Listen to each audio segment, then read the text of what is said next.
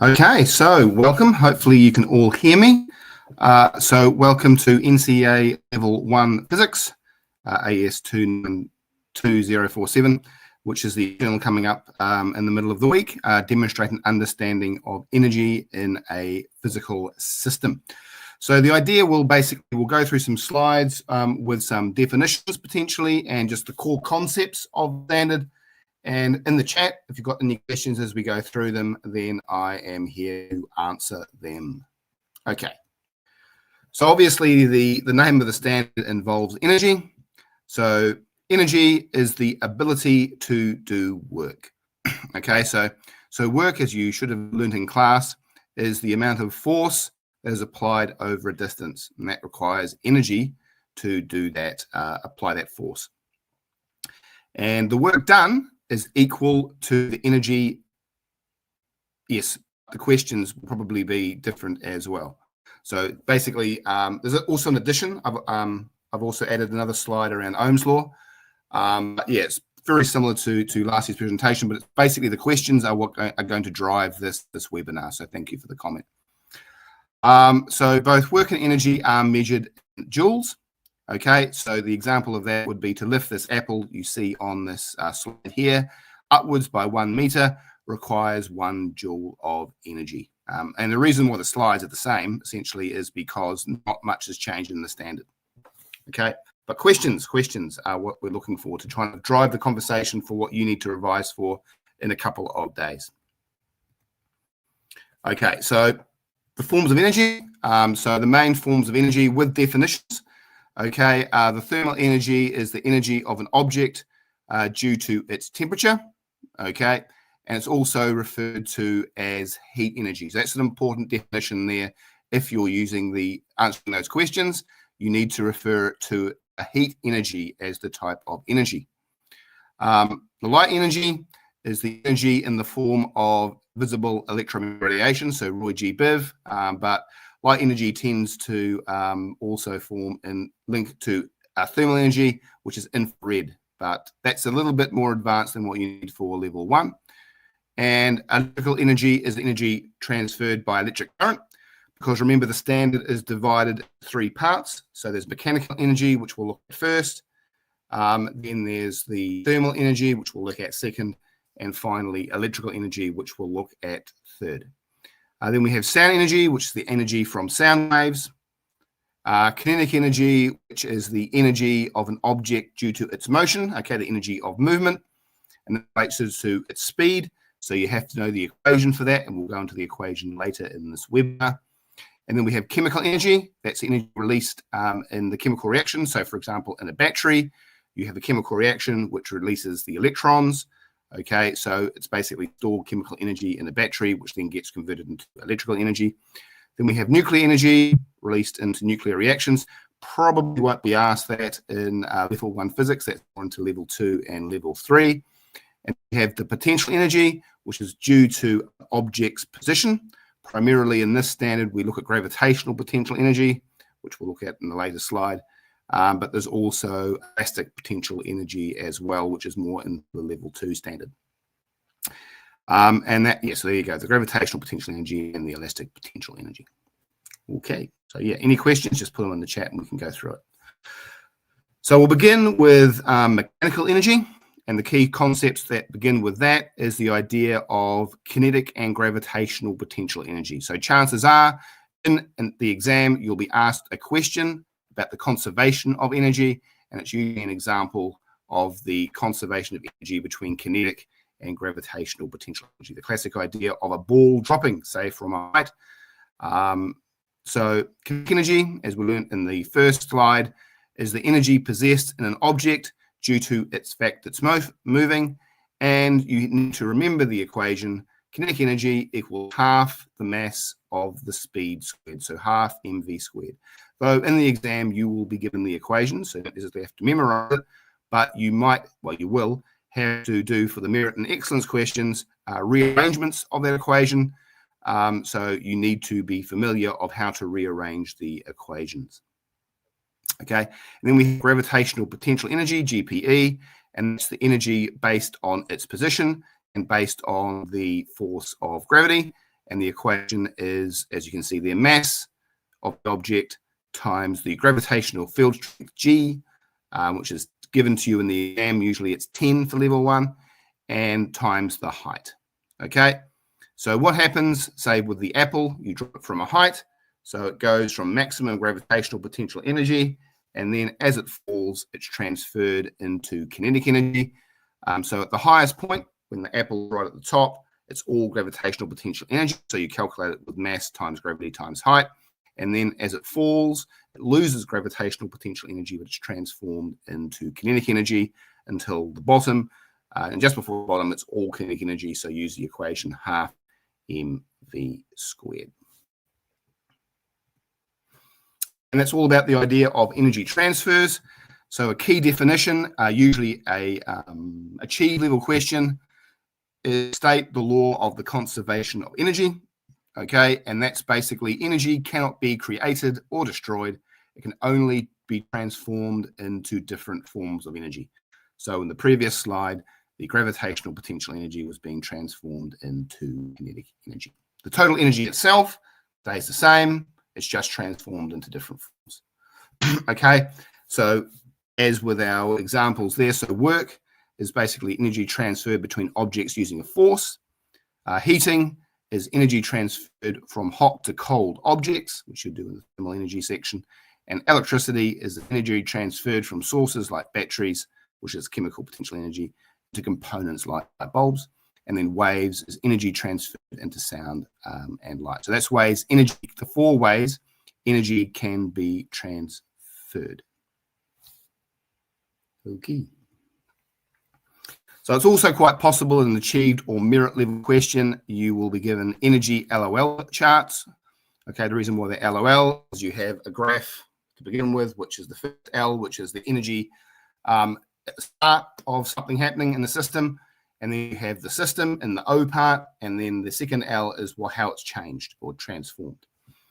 Okay, so they help basically show you how energy is transformed without being created or destroyed. So the amount of energy at the start of whatever happens is the same as the amount of energy at the end. Okay, so the way you do LOL diagrams is the first thing you have to do is identify the system.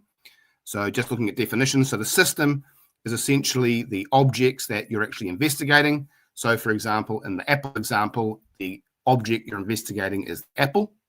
Okay, identify the initial state. So that's the system at the beginning. So with the apple example, the apple is at the top, okay, when you're holding it. And then the final state will be what happens to the apple at the end. So the apple at the end is on the ground.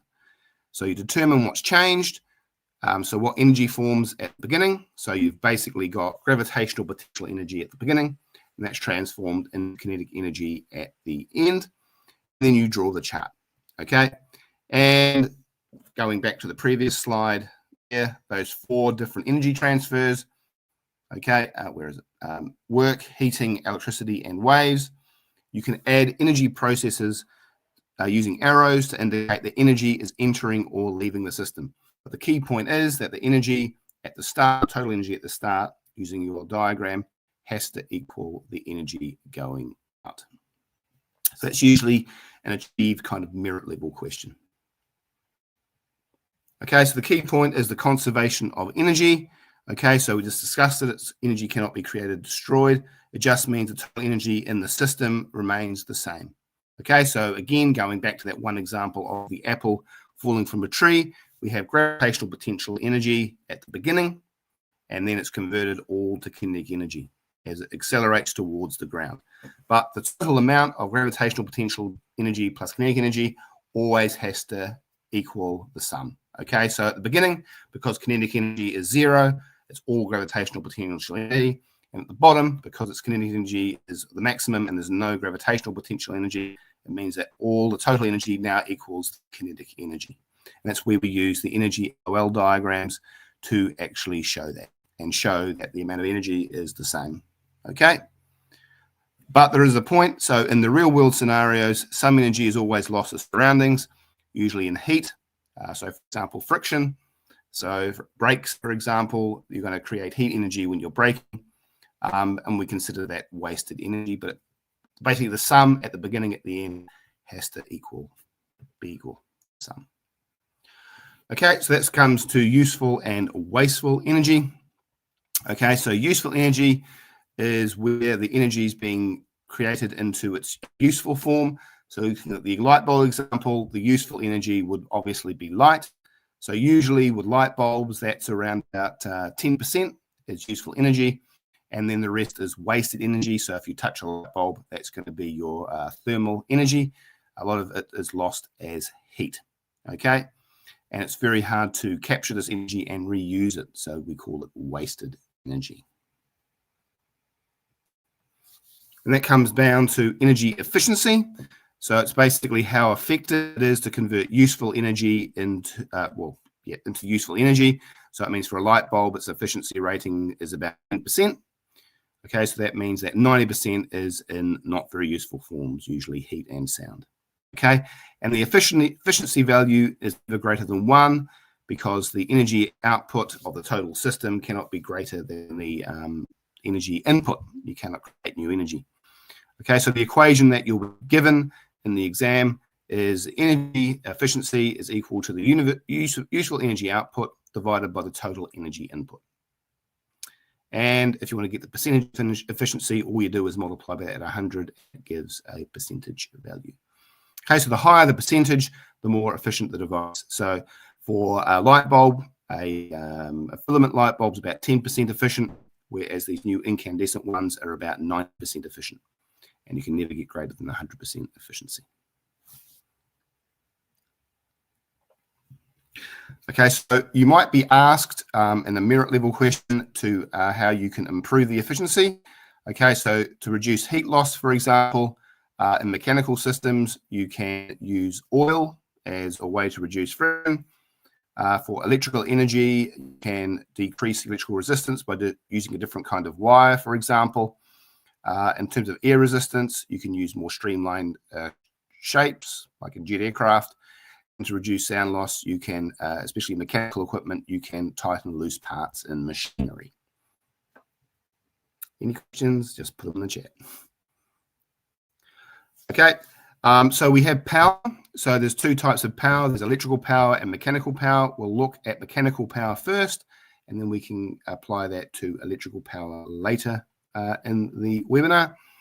Okay, so power is basically a measure of how fast energy is being transferred from one form into another. So again, looking at the Apple example, it would be how fast it takes for the gravitational potential energy to be transformed into kinetic energy.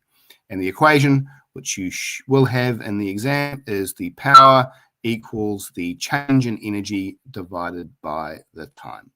And power is measured in the units watts. Always remember to have the correct units. Work is done in joules. It's the same as energy because work and energy are on different sides of the same coin. And time, of course, is measured in seconds.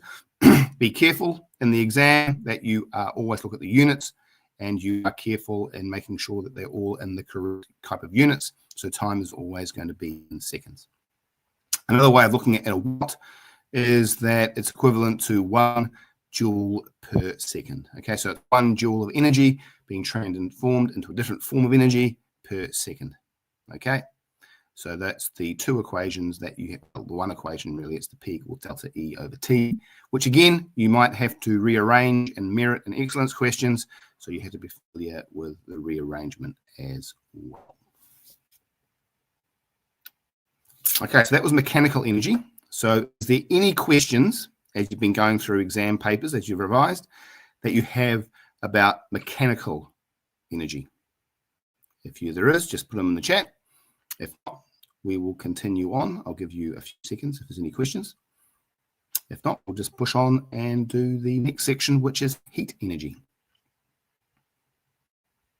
Okay, no questions. Cool. Right, so in terms of heat transfer, so thermal or heat energy is basically goes from hot to cold. Okay, so it doesn't go from cold to hot. The direction is from hot to cold. And more than likely will be a question, question 2, which will be about transfer in some way. It could be an achieve level question, it could be a merit level question, it could potentially even be an excellence question. But generally, for an excellence question, it involves calculations, so that probably is going to use different thermal energy concepts, which we'll look at very soon. So the three ways that heat gets transferred is through conduction. Okay, so conduction is heat transfer through solids. Okay, so basically the particles vibrate when they increase in temperature. The kinetic energy is being, so thermal energy is being converted into or transformed into kinetic energy. And because they vibrate, they're going to bang against another particle, cause it to vibrate. So the thermal energy is going to be transferred this way. Okay, so solids, in particular metals, are very good conductors, whereas gases and things like plastic are poor conductors because of the chemical bonding involved in things like plastics. Again, that's beyond level 1. So you just have to say that plastics are poor conductors and gases are also poor conductors. And vacuum does not allow conduction because there are particles for the energy to transfer through. Okay, so that's conduction. Then we have convection, and that's the transfer of heat energy through fluids. And fluids are both gases and liquids.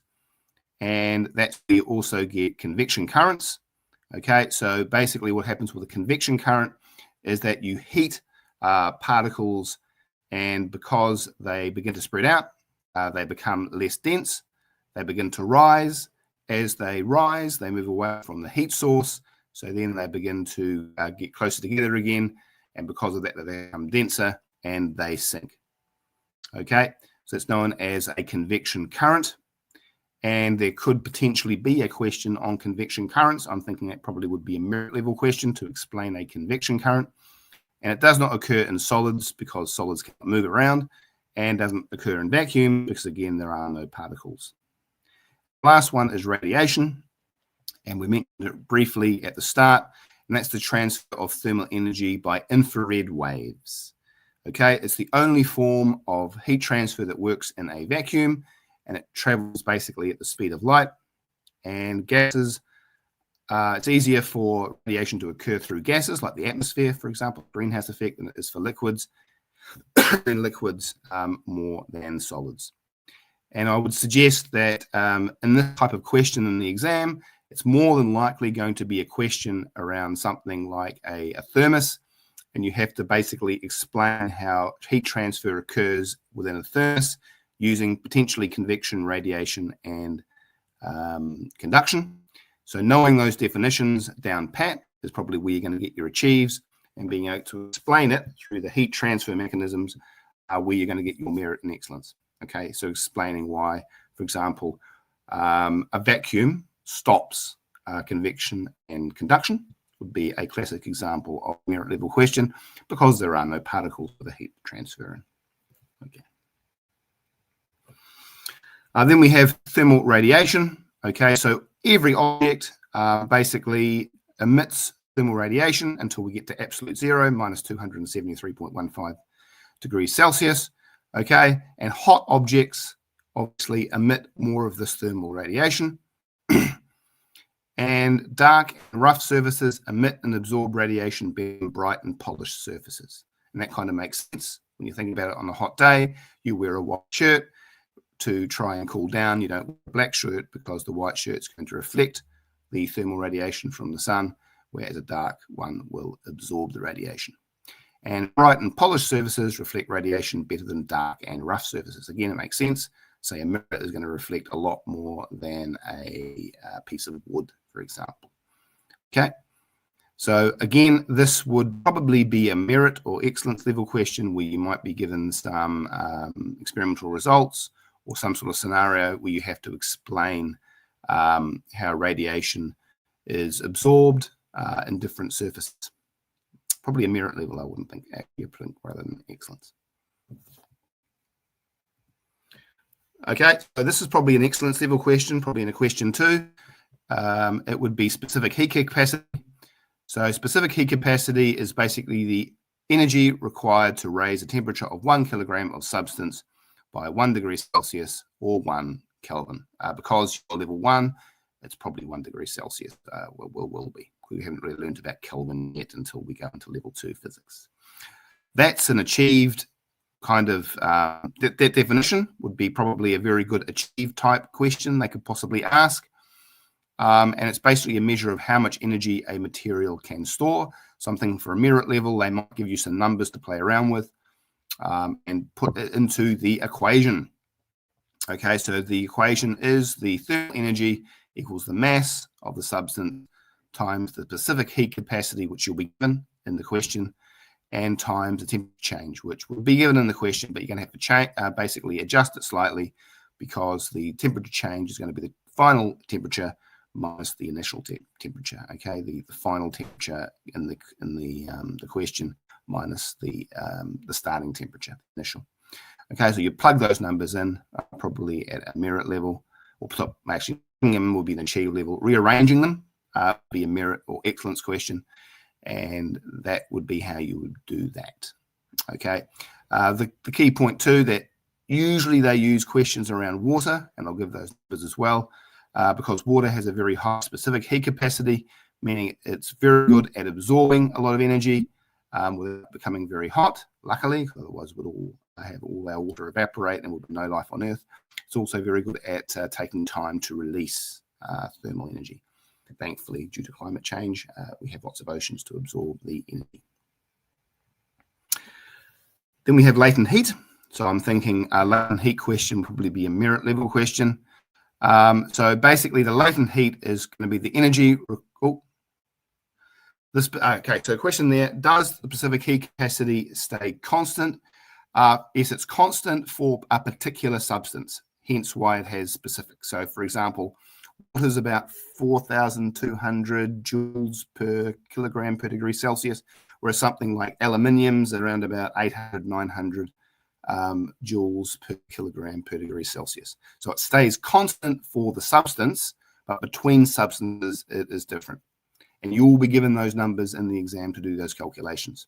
Okay, they won't just expect you to memorize every specific heat capacity in the universe. They'll be given in the question. Okay, so good question. So going back to latent heat. So yeah, it's the energy required to change a state. So remember the three states, you've got solid, liquid, and gas. Okay, so basically it's the energy required to break the interparticle bonds between particles during state changes. Okay, so when it's a solid, they're all going to be closely bunched together, vibrating in a fixed position. Okay, then you start adding thermal energy. It's going to break those interparticle bonds, and then it's going to turn into a liquid and start to flow. Then you keep on heating it, and then it's going to go from being a liquid, and then it's going to break all those interparticle bonds, and the gas molecules will fly off in all directions.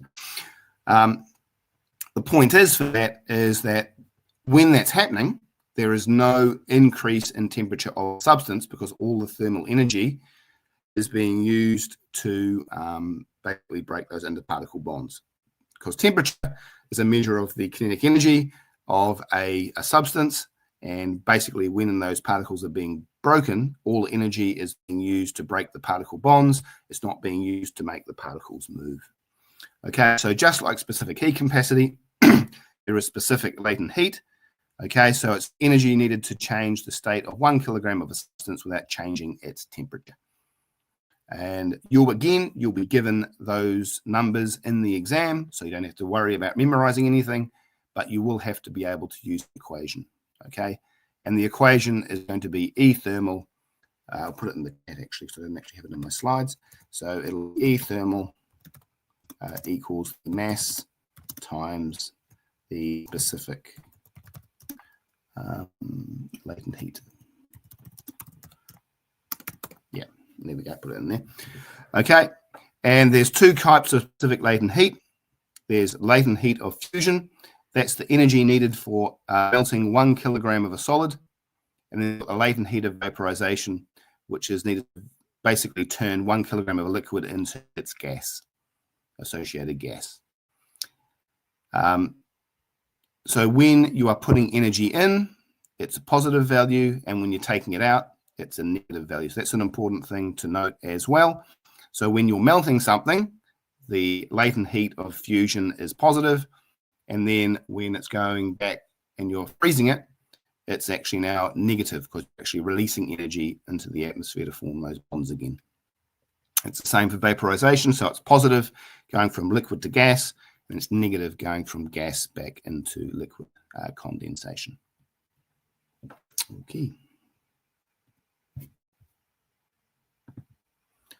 Right, so that was thermal energy. So is there any questions around thermal energy apart from Prajwal's question? And I can answer it, hopefully. Give you a few seconds to think about one. If not, we will continue on to finish the last section, which is on electrical circuits.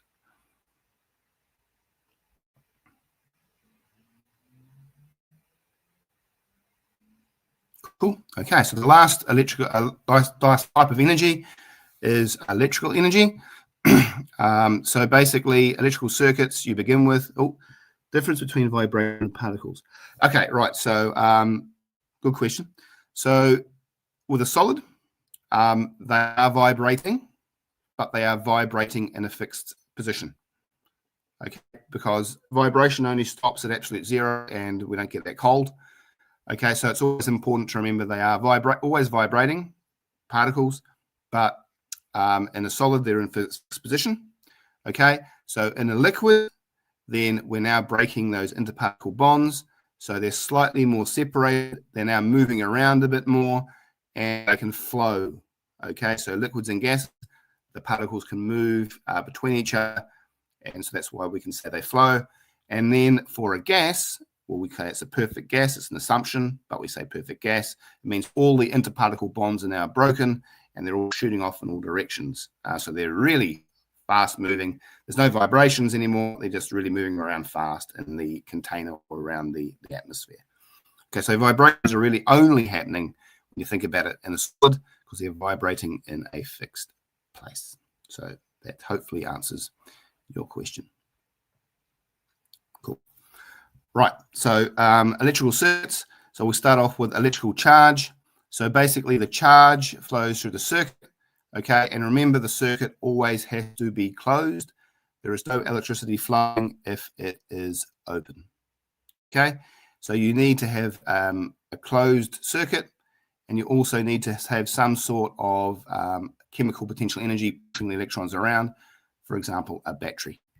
Okay, so the key definitions are that we have current, and that's basically the flow of the electric charge, how fast the charge is moving around the circuit. And the higher that's moving around, or the faster it's moving around, the higher the current. And the units for that are amperes. I actually didn't put it in the slides, but the symbol is I. Okay, so the symbol is I, but the units are amps A. Then we have resistance, and that's basically the opposition for the wires and the components for that current to flow. Okay, so all components have resistance. Units are ohms, which is that funny looking symbol there. And the units are ohms, and the symbol is R for resistance. Not hard to remember. And then we have voltage, which is the energy difference between 2 points in the circuit, and the units are volts, and luckily enough, the symbol is also volts. They're both V. Okay, and that's basically the push that allows the current to flow. Okay, so those are the key points, at least for level 1, around electric circuits, and the 3 things of current, resistance, and voltage. Okay, so I added this slide in this year because there was a question last on Ohm's law. Well, it's slightly unfair, but it's in there, so hey. So Ohm's law basically says voltage equals current times resistance, or V equals IR. And that one you have to memorize. It's not actually in the formula. Okay, and the way it works is if the voltage stays the same, then the current goes up and the resistance goes down. If the current goes down, then the resistance also goes down, only when voltage is the same. If current's the same, then voltage goes up. That means the resistance will go up, and therefore, on the opposite, if voltage goes down, then it means the resistance goes down if current stays the same. And if resistance stays the same, then voltage goes up, then resistance goes up, and then voltage goes down, then resistance also goes down. And the way they did it in the last exam was they had a graph of voltage against current, and from level 1 maths, then if you get the gradient of that, that becomes the resistance. Okay, so the steeper the graph, the more resistance it is, the shallower the graph, the lower the resistance. Okay, so I'm not sure they're going to ask a similar question this year, but even though I thought that threw a lot of people, but I put it in this year just in case as well if they try and trick us. Okay. And then we have the idea of the series and parallel circuits. I would think this could be a merit or excellence question. I'll put it in. Okay, so basically a series circuits means the components are all connected end to end. There's only one way for the electricity to flow. Okay, and the key point to remember for this is that the current is the same throughout the circuit, but the voltage is shared between the different components. Okay, so thinking that would be a merit question or potentially an excellence question. Explaining it would be the excellence question. Okay, the total resistance is going to be the sum of all individual resistances when you add up. Okay, whereas in a parallel circuit, the components are connected in different branches. That means now the current gets split between branches. That means the potential of voltage is the same across each branch, so the current gets shared. And it means that the total resistance is going to be less than the sum of all the individual resistances. Okay, so that's kind of the theory behind it. And I think an excellence question will potentially be the next slide, which actually, it won't be that one. I'll be the last slide I show. But yeah, there'll be a question, I think, about different circuits and why you use them and the effect on power of the bulb, for example. Okay, so we have to go into the electrical power before we go to the kind of, I think, the electrical question, kind of guessing it for this year. Okay, so we had mechanical power, which is the change in energy over the change in time. We also have electrical power, okay, and that's also a measure of how fast, say, chemical potential energy in the battery is converted to electrical energy, which is then converted into, say, light energy for a bulb or sound energy for a speaker system. Okay, and it's the same equation as the mechanical energy. It's going to be change in energy over change in time. Okay, and again, power is measured in watts. It's joules per second. But there is a second equation they could throw in, which you do have access to in the paper. And for circuits, the power consumed depends on the current and the voltage. Okay, so the formula will be the current times the voltage, and that will give you the power. Okay, and kilowatt hour stuff. I don't think there'll be much kilowatt hour stuff, but the key point is that the power equals the current times voltage. So what I'm thinking potentially is for a merit level question, they could kind of guide you through. So it could be work out the current of the circuit in part A, the achieved part, work out the voltage in the circuit for part the second part, and then as part also probably the second part, the merit level part, work out the power of the bulb in the circuit eventually. Okay, so and then I think for the excellence they could ask, don't quote me on this, it's just a guess I hope, that they will then look you to compare between the power in a series circuit and a power in a parallel circuit. Okay, so in a series circuit, basically the current is the same, okay, but you're going to divide the voltage across the components, and since the equation for power is current times voltage, then that means every component in the series circuit will have a lower power output compared to if they were just connected individually. Okay, so as you add more components to a series circuit, the power, the total resistance will increase, therefore the power will decrease. So it means for a series circuit, as you add more bulbs, the bulbs become dimmer. Okay, as you can see, because the bulbs are receiving less power and therefore glow less brightly. So I'm thinking that's one of the first half potentially of an excellence question. And then the parallel circuits, you're going to have the opposite. So the voltage across each component is the same, but the current will be divided in branches. So that means each component in a parallel circuit receives the full amount of voltage. therefore will have a higher output. So it means as you add more bulbs to the parallel circuit, it means that the total resistance goes down. So you're going to have basically brighter illumination for each of those bulbs in a parallel circuit compared to a series circuit. So I think that could be a question they could ask if they're not being so tricky like last year. Right, so that's actually all my slides, a very quick overview of the standard. But really it's based around any questions you have. So that was electrical energy. So any questions about electrical energy to begin with, but potentially any other questions about the standard before you get into the exam. I mean, the big thing is you need to be practicing doing previous exam questions to see patterns. So I'd suggest doing that. But yeah, so any questions, just put them in the chat. Otherwise, yeah, we'll wish you luck for the exam in a few days.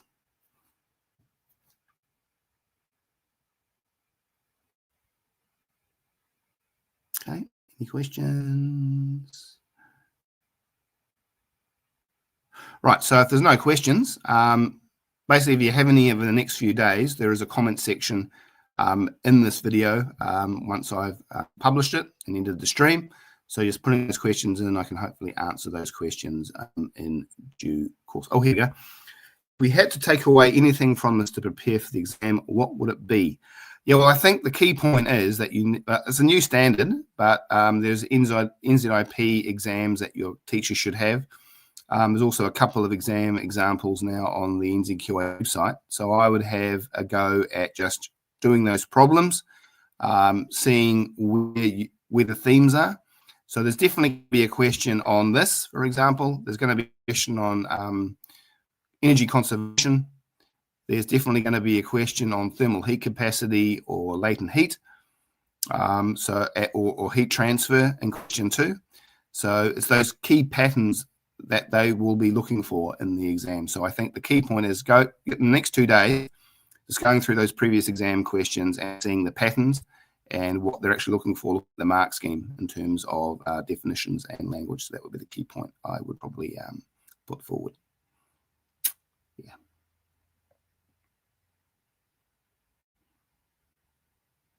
Okay, so if there's no more questions, the key to success is to quote Sun Tzu, the battle should be won before it is fought. So you are prepared, you should do well.